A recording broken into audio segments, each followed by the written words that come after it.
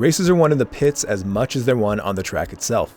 While you can't get around the necessity of pure speed and pace, having the right strategy can be the extra edge needed to turn a good race into a great one. And when you have incredible pace as well as a winning strategy, the results can be remarkable. In this race, I'm going to dissect how the traditional strategy used in this week's Spa race might not always be the best choice.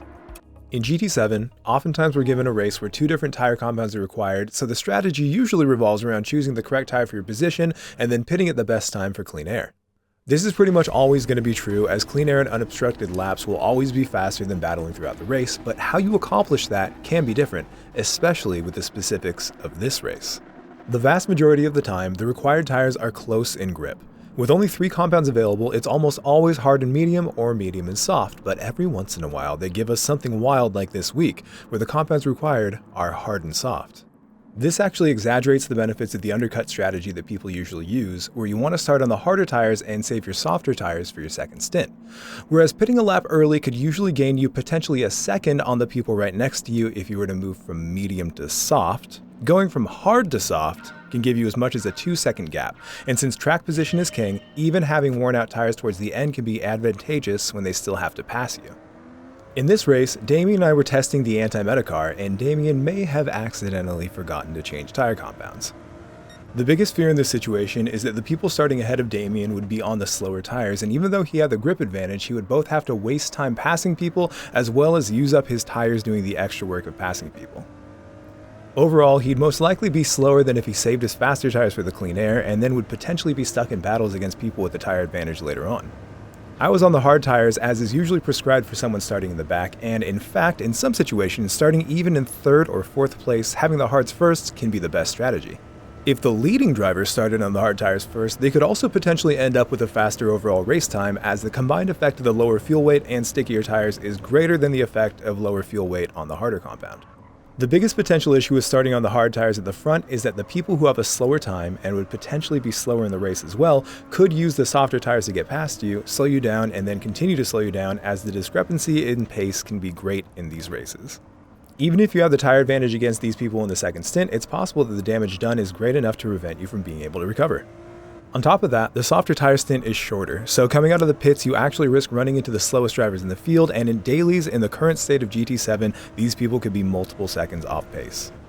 You may have noticed I am still way behind despite only starting 2 positions behind Bigo, and that's thanks to the super weird rolling starts that put some drivers completely behind the bus stop chicane, but that's a complaint for a whole different video.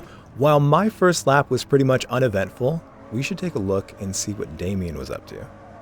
In the time it took for me to explain what was happening in this race, I was not even able to bring myself within a second of the next driver, but as soon as Damian made it to the Kemmel straight, he was making moves. Because of the grip discrepancy and because he's an incredible driver, Damian absolutely flew out of the first corner and was able to pull off a move on a guy who was also pulling off a move. The issue with the chicane is exacerbated by a huge gap between cars at the start, but the super grippy tires help nullify that a bit. Combined with the slip the entire way through the Kemmel straight meant that he was actually going faster than if he had clean air, at least for the time being. Encountering 2 people here, essentially what he's got to do is third party these guys, so if he can position himself correctly, he might be able to slip on through, and that's exactly what happened right there with our friend Red. Another concern with starting on the softer tires at the back is that people will not assume you have the better tires. Some people will see you approaching at an absolutely rapid pace and think it was coincidence and will defend no matter what. To be fair, there is no way for Handbrake to know Damian is on the softer tires, and you're always in the right for trying to defend your position, but there's a limit to what you can do against superior drivers with superior tires, and it's important to note that there's also a limit to how late you can brake. It wasn't until the very last corner that I even caught anyone at all, and it looked like Handbrake was still recovering from the mistake in his defense. Handbrake had lost 1 more position in the ensuing chaos and was forced to continue to fight to make sure he didn't lose a 3rd position in less than a lap, and on top of that, I was also approaching. It's times like these that it's important to remember that some battles are worth fighting and some are absolutely not. And in the war that is a race, a tactical retreat may be advantageous in the long term. What I'm trying to say is, it's important to choose your battles and not overreach. If Handbrake didn't try to defend so hard against Damian, he would potentially be ahead of both Bigo and Red, and maybe even poised to make a move on the purple BMW ahead. Instead, he's lost yet another position, going from 8th in the last lap to 13th now, and even though he's gaining another position, and he's going to still be able to fight, He's wasted a lot of time by doing all of that. After taking the 2 positions after turn 1, Handbrake made a very good move to recover, and despite the fact that I was actually pretty upset right there and I was convinced that he just didn't give me enough space, after watching the replay, it became very clear that I was squeezing him a lot, and on top of that, he kind of hit the curb weird, giving him just a little bit of understeer. He definitely didn't do anything wrong there, and in fact, that was a very good move on his part. Despite recovering those 2 positions, he was still sitting at a loss of 3 positions where he could have easily given up just 1 and then continued at his previous pace.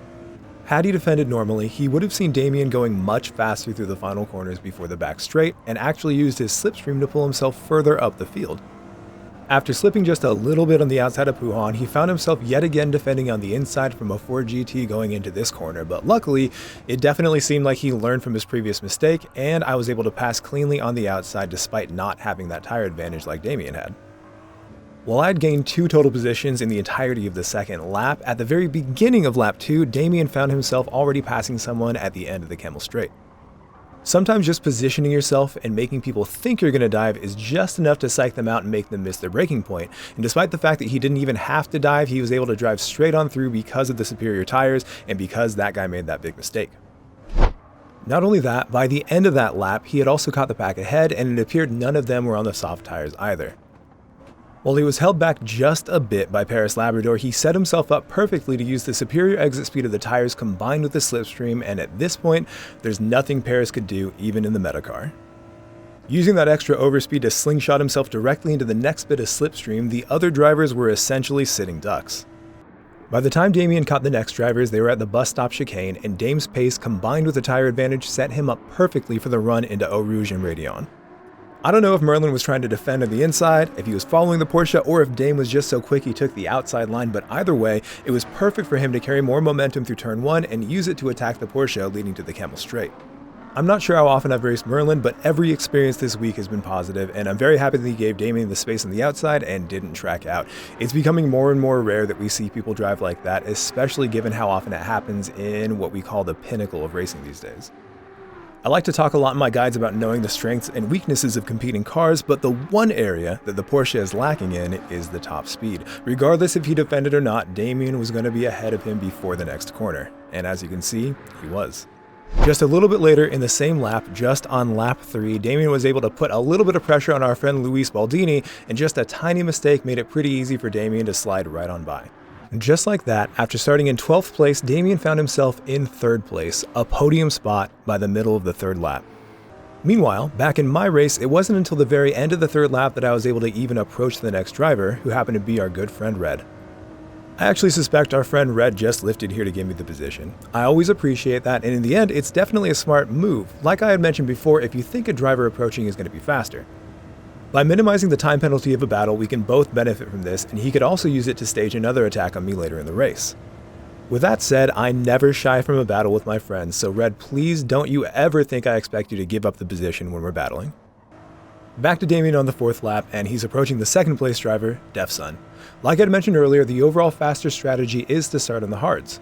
Both Defsun and Windfire are veterans of the competitive scene, having both competed in the World Series internationally numerous times.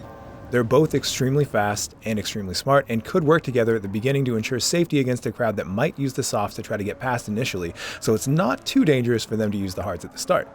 Despite that, with Damian going for position here, inevitably it will slow Defsun down, and in a race where he had been able to potentially catch Windfire without interference, that is much less likely to happen now with the time loss. This is the inherent danger of starting on the hard compound at the beginning. It wasn't until the end of the 4th lap that he was able to catch up to Windfire, but he very intelligently waited until the straight to try to make a move. 5 laps is generally the longest stint you want to go on the soft tires, and if you're starting on the softs, especially if you're going to be battling a lot, the tires are going to be toast. It's at this point the hard tires, which are slower but more resilient, are now as fast or even faster than the soft tires, so despite his best efforts, he wasn't able to get ahead of Windfire here. For now, there wasn't really quite anything he could do, so he would just need to focus on his pace and hope he could come out in the clean air so he could use the fresh hards to the best of its abilities and try to hold off anyone on the softs during the last stint. Meanwhile, on my 5th lap, I found myself catching a very large group of people, and I had to make a very difficult decision regarding when to go into the pits. In situations like this, I generally advise people to try to pit when the least amount of people directly in front of you would be pitting.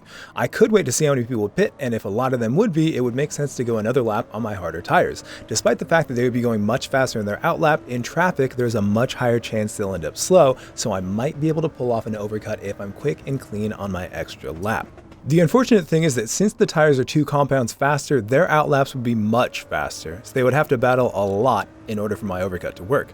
Luckily, with Paris just a bit more than a second ahead, if I could nail turn 1, I could get a lot of slip and potentially end up with a very fast final hard stint lap, and that's exactly what we did. Not only did I have slipstream throughout the entirety of the Camel Straight and before, but I also ended up with slip leading up to the bus stop and was right on his bumper leading into the pits.